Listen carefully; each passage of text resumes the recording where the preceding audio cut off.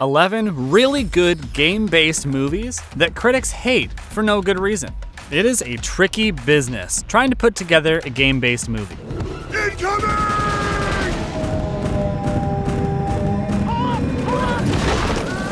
For starters, it's never easy to preserve the true spirit of the original game in a feature film.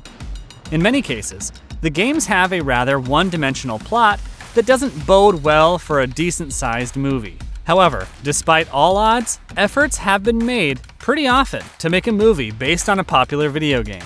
Who wouldn't want to cash in on the massive fan following enjoyed by some of the iconic games? Take me instead. It's easier said than done, and many such movies fell flat on their faces. But despite the challenges, there are some decent game-based films as well that struck a chord with the audience. Unfortunately, critics haven't been too kind in such efforts, and usually these movies came under unfairly severe criticism. In this video, we have for you some of these very entertaining movies framed on popular games. And although these films didn't go down well with critics, they are definitely worth a watch. Hey, come and get me, you ugly son of a bitch! Before we go into our explanation, we have a very small request. If you like our content, please support us by subscribing to our channel. This is a small click for you, but for us, it means a lot. Thank you. Let's begin. Your body! No, not again! Hey, hold on! Why? Because I'm gonna do this.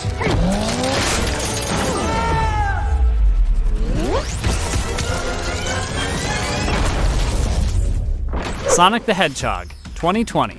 An extraterrestrial blue hedgehog is the world's fastest hedgehog, and it takes up a new life on Earth. He teams up with his friend Tom, who is a local police officer, to foil the evil plans of Dr. Robotnik, who intends to dominate the world. It's evolution, Stone. It's evolution! This evil genius wants the hedgehog to perform certain experiments on it that might help his mission. However, Sonic the Hedgehog and his new friend on Earth have enough ammunition to keep Dr. Robotnik at bay. It's easy to dismiss this movie as just another cash grab aimed to make the most of our nostalgia regarding the game. However, you will be pleasantly surprised by what lies ahead. Meow? This live-action, family-friendly movie also redid the design of Sonic, and we loved the changes they made. Initially, when they launched the teaser, the makers weren't too happy with Sonic's appearance, but the redesign put that in order. There are too many adorable moments in the film, such as the relationship between Tom and Sonic. You got car insurance, right? You'll enjoy some heartfelt moments when Sonic goes through his emotions. Jim Carrey is brilliant as usual, and he is perfect in his role of the twisted genius Dr. Robotnik. You know what's hard about being the smartest person in the world? Everyone else is stupid. Yes! Way to go!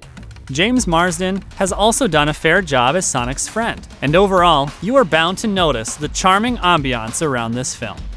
The animation is a joy to watch, and the production quality takes the movie to a whole new level. Together with a decent plotline, it entertains the young and old alike. Do not miss out on this nostalgic ride, and you will end the movie beaming from ear to ear.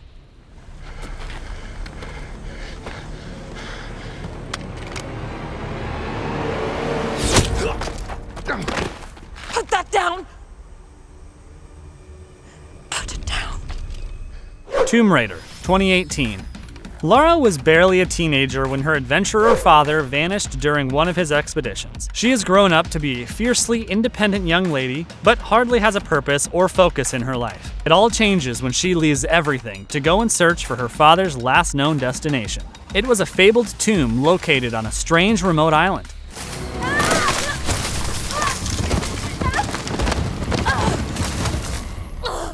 The island is a perilous adventure, and all Lara has to brave this challenge is her determination and sharp mind. Can she survive the adventure and become the Tomb Raider? Put that gun down and just... For God's sake. When Lara Croft Tomb Raider came out in 2001, People were awed by the amazing performance of Angelina Jolie. Later in 2009, Warner Brothers planned to reboot the franchise alongside Megan Fox as Lara Croft, but the plan never materialized. It was an uphill task to live up to the standards set by Angelina Jolie.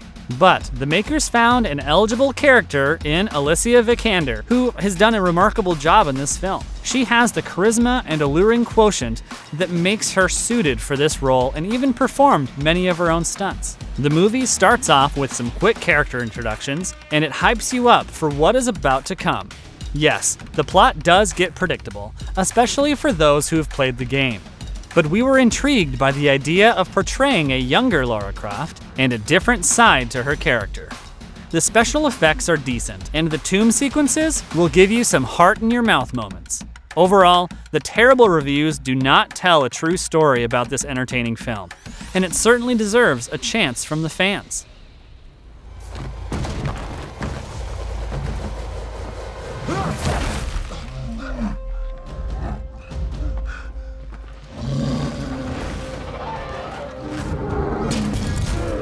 Rampage, 2018.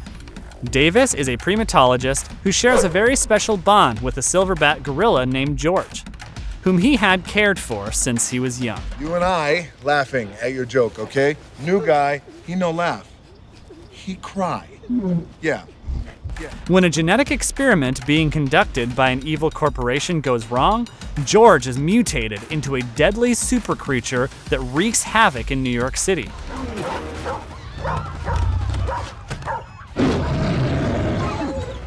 Several other animals are also influenced by this experiment, and Davis looks to find an antidote that can end this catastrophe and save his friend George. Dr. Kate Caldwell, who was one of the brains behind the gene mutation program, also lends a helping hand, but they face an impossible challenge in front of them.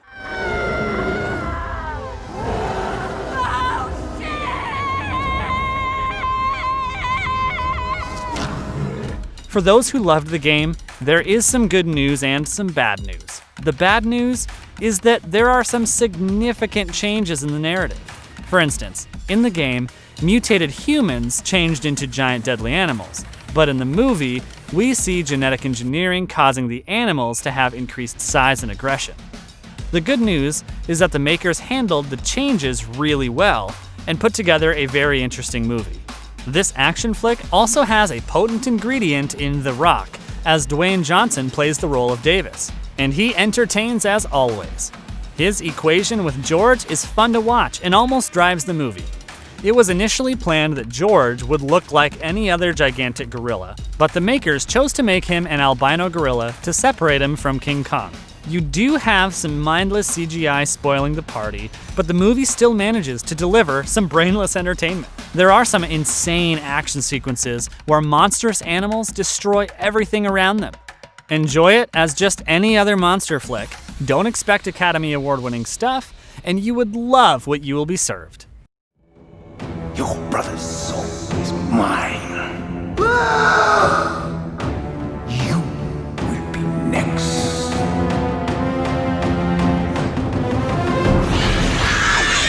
Mortal Kombat, 1995.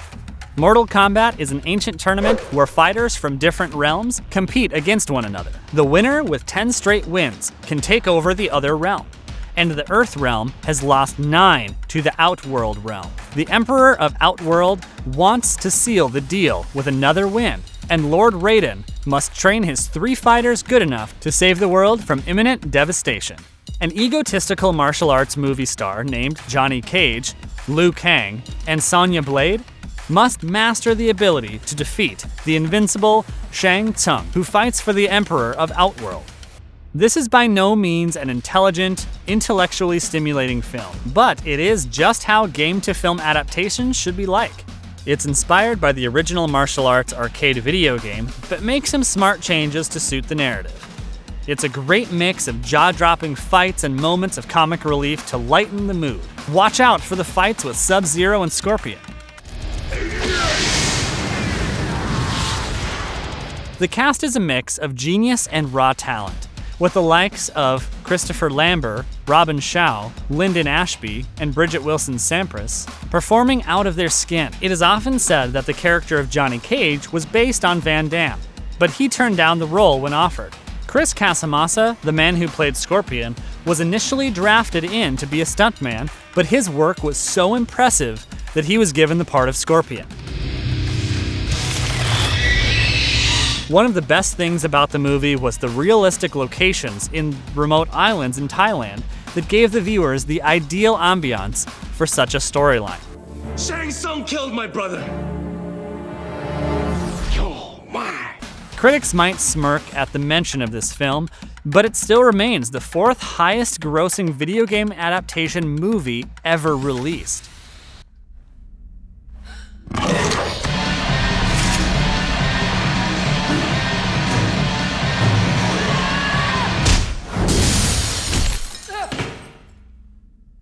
Resident Evil 2002. The Hive is a secret research facility owned by the Umbrella Corporation. The scientists are trying to develop superior genetically engineered drugs. However, the Hive is contaminated, and the staff turns into hungry zombies.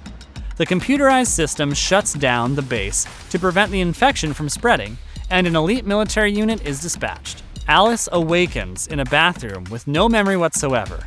But slowly, when her past comes back, she remembers an important member of the team of commandos that is struggling to escape from the Hive. Paul William Scott Anderson is no stranger to video game adaptations, and also directed hits like Mortal Kombat. He did a fine job with this one as well after George A. Romero left the project, following some creative differences. He used lights just the right way to capture the video game atmosphere. The movie was a perfect survival horror flick that went straight to the plot after minimal character backgrounds. Oh my god. The acting was certainly above par, and Alice, played by Mila Jovovich, stole the show. She took her role very seriously, and during her stunts, she actually wounded about 3 members of the cast and crew. Apart from the pipe jump in the sewer, all other stunts were performed by her with adequate training. In fact, the minor bruises and cuts on her character were all real, and no makeup was required to get the job done. Her brilliant performance is not the only thing she gained from this film, because soon after, she got married to the director, Paul W.S. Anderson. As long as you didn't mind the blood and gore, a wonderfully presented video game adaptation awaits you.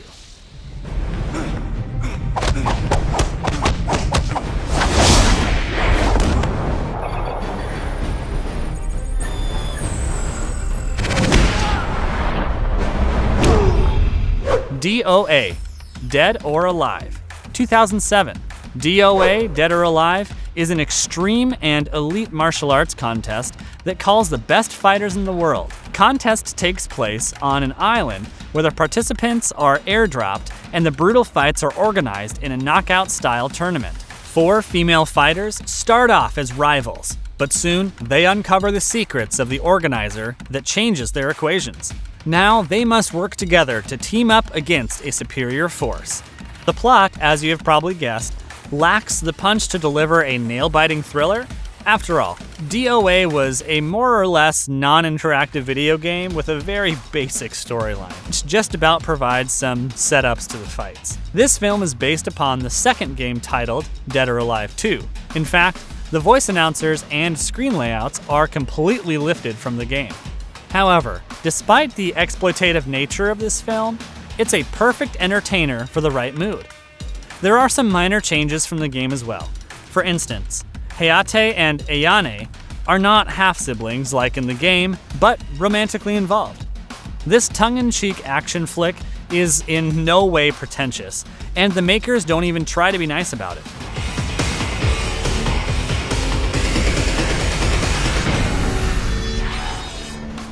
A predominantly female cast promises some gorgeous moments where stunning ladies are fighting and frolicking on an island. The actresses like Devon Aoki, Jamie Presley, and Sarah Carter might be lacking in acting skills, but they surely make up for it with their oomph factor. Eric Roberts is decent, and there are some great fight scenes to make it worth your time. The Christy Helen Rain fight is an unforgettable moment, and it took almost 2 weeks to film the scene. Grab a few beers and enjoy this action-packed madness.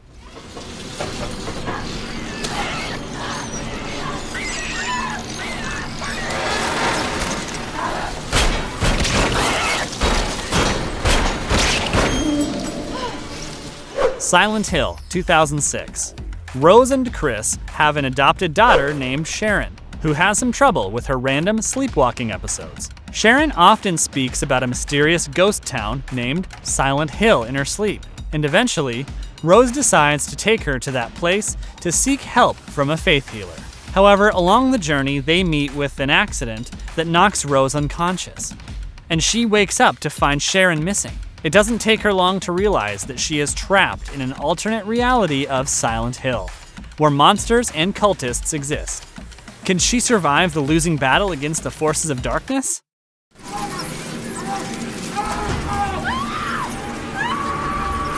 It often takes a lot of grit and determination from the director to get a film rolling, and Christoph Gans had to slave it out for this one. It took him around 5 years to have the rights to make the movie, and he had to convince Konami with some scenes that he had filmed on his own accord. There have been some modifications to the plot of the game, especially with the characters. The protagonist in the game was a man named Harry, and the director chose to gender swap the character. But the changes seem to have worked just fine, and we even loved the soundtracks used from the game.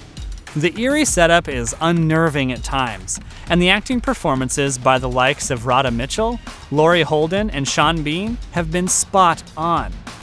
It has as much story as you can expect from a video game adaptation, and that is pretty heartening to see. There was a sequel titled Silent Hill Revelation that was released in 2012, but it was nowhere as good as this version.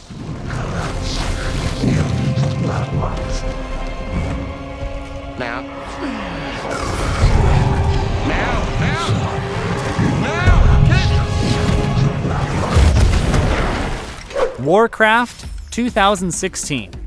WARCRAFT tells the story of the planet Azeroth, where a clan of orcs teams up with some human heroes to overthrow a corrupt leader who is the cause of all the unrest. A portal has been opened in Azeroth with the help of a traitor, and the evil forces are using it to launch their attacks. Let me go first.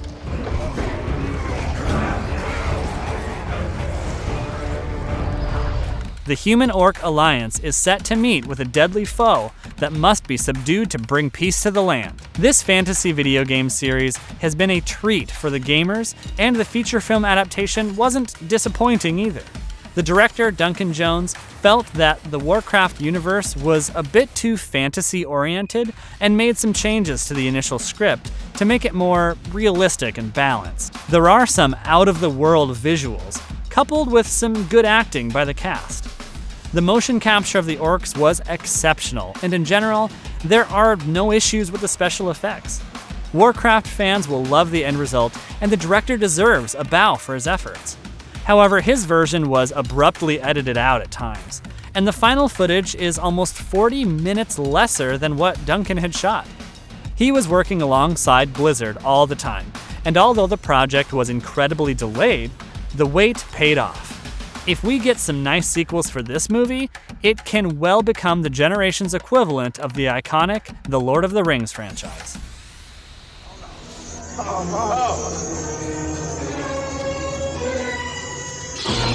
Hold on.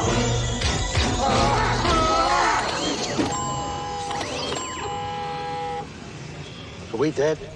Super Mario Bros., 1993. You know people are desperate to reap the benefits of a popular video game when someone tries to make a feature film out of Mario. The game that had the most one-dimensional plot transformed into bizarre storytelling from this movie. Mario and Luigi are plumbers in Brooklyn, and they are suddenly aware of a parallel universe where dinosaurs still exist. A paleontologist named Daisy uncovers some strange dinosaur bones that are relatively new, and soon she is kidnapped by the evil King Koopa. Mario and Luigi must travel to the other dimension and fight the diabolical Lizard King and his thugs to rescue Daisy and save the world from invasion. I'll kill that plumber! One of the first things that we noticed about this movie was that there is a distinctly darker and grittier slant to the plot than in the game. It still remains a cheesy story that isn't meant to be taken seriously, and the switches between fantasy and reality are engaging to watch. Bob Hoskins, who plays Mario, is amusing and looks the part, but he had no clue that the movie was based on a video game before his son told him. You will get some exciting action sequences, and the use of a flamethrower or jumping on monsters are delightful to watch. Although this is quite the entertainer, it didn't have a great run at the box office. In fact, the failure prompted Nintendo to stop projects relating to live-action flicks based on video games for a pretty long time.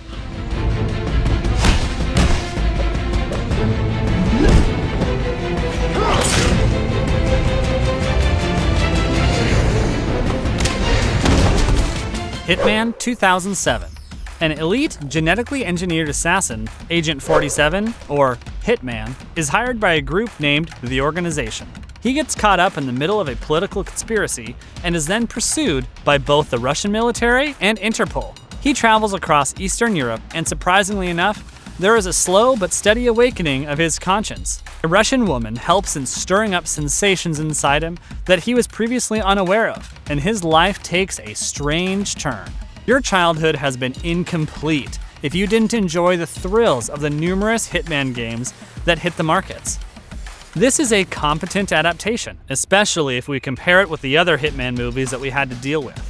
Much of this happened courtesy of the resilience shown by the director, Xavier Gens, who refused to turn this into a PG-13 movies as demanded by the studio. Timothy Olyphant does a wonderful job as a protagonist, and his performance is one of the strongest assets of the film. Agent 47 is intriguing, with his lack of emotions and ruthless fight scenes. Timothy trained hard and gained about 20 pounds of muscle for the role. The gunfights are entertaining as well, and blood and explosions run throughout the movie. You also have the mandatory hot chick dropping her clothes, but nothing will take your mind off Oliphant's portrayal of the anti-hero character. The fans of the game have loved the character and narrative, and it is certainly one of the better video game adaptations that we came across.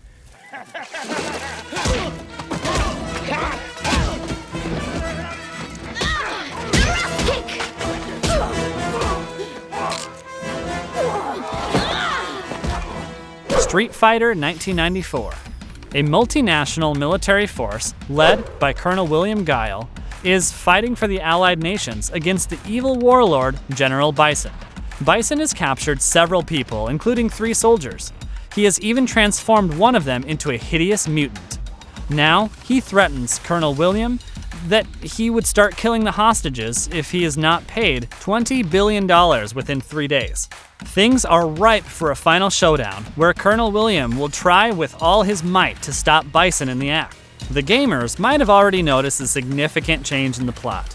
The 2D fighter game was about a wide variety of characters from different continents fighting it out. The movie version seems to have tweaked a few basics, but it all stands together to form a nice, gritty narrative. We consider this movie to be a serious fan service, where they managed to get most of the characters from the game and put together 2 hours of subplots and action. When it comes to the action performances, Raul Julia does a fine job as a crazy villain. He died soon after the filming was complete, and the film was dedicated to his memory. Jean-Claude Van Damme is the enigmatic Colonel Guile, and his muscular physique surely makes him look the part. Yes, there are some ridiculous moments, and the dialogues are cheesier than a 4-cheese pizza. But it all works out for the best, and this is the perfect guilty pleasure for a fun movie night. And if you liked our content, don't forget to leave a like and subscribe to us if you haven't already. Have a good one and be safe. Thanks, everyone. Tell him to stop. You tell him.